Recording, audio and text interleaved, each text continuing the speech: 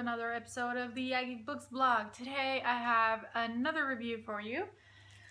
So without further ado, if you want to see a review of Me Before You by Jojo Moyes, keep watching.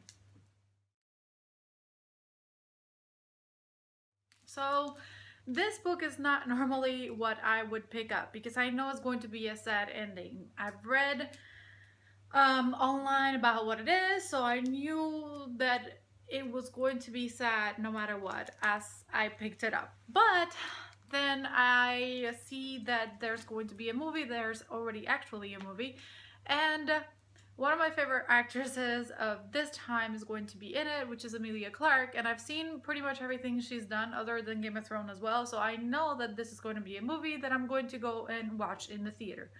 And normally when it's a movie, I go and I pick up the book before if there's one to read. I like to know the original story before I see the adaptation to the screen, because for me it makes for a whole experience, for a more complete experience when I'm in the movie theater.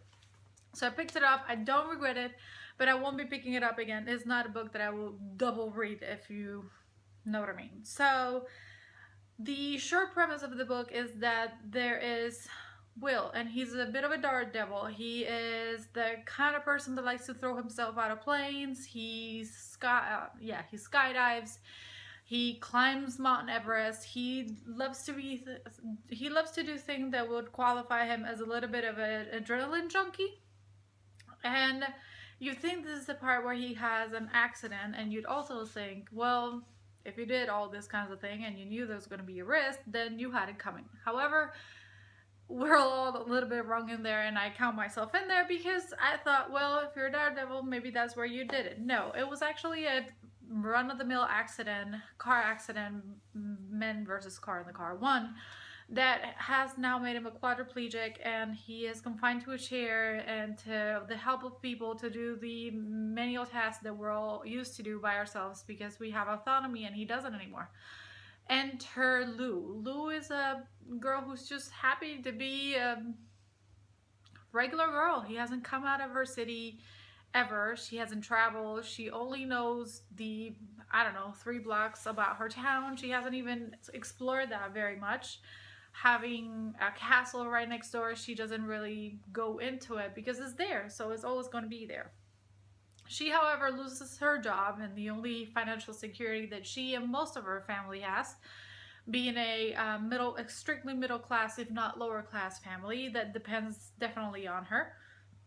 So she finds herself trying to get a new job, and an opportunity presents itself to be the caregiver that doesn't have to take care of the patient's more intimate tasks to someone else that she's not completely qualified about. But supposedly that's what they're looking for. They're looking for somebody lively that will try and animate Will.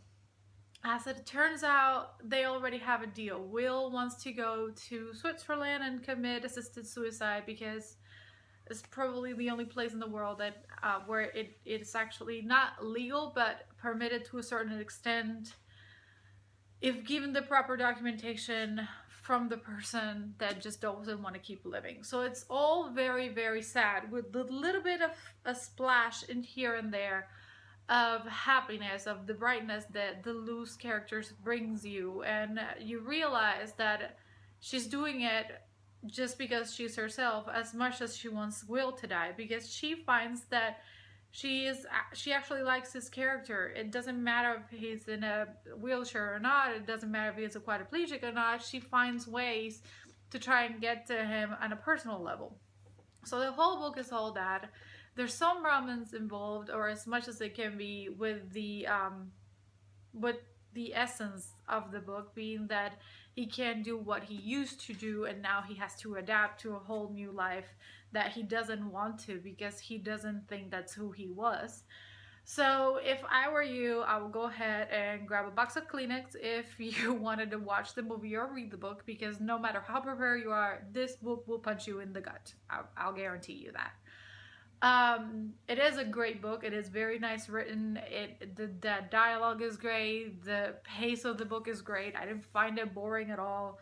Everything and all the details are done very, very nicely, and they're very good incorporated into the book so that you don't have too much of dialogue. Well, you don't have too much of everything, but it all becomes a whole. And I loved it. I really did. I just don't think it'll be one of those books that I'll be picking up again anytime soon or ever, if at all. I will be watching the movie though. That I will tell you, I will be watching the movie. So 5 out of 5 stars, because I can't deny it's a great book, even if it's not my cup of tea most of the time, or my cup of coffee, I should say. But it's still a great book, and I recommend it if it is the kind of things that you like to read, or even if you want to get out of your comfort zone and just have a good cry, like every once in a while, just because you need it. Then there you go. So yeah, guys, that is all for you today. I hope you guys enjoyed the review. Don't forget to like and subscribe. It's free. And leave me some comments below and let me know what you thought about it. We can talk. I'll see you guys soon. Just keep reading, and bye-bye.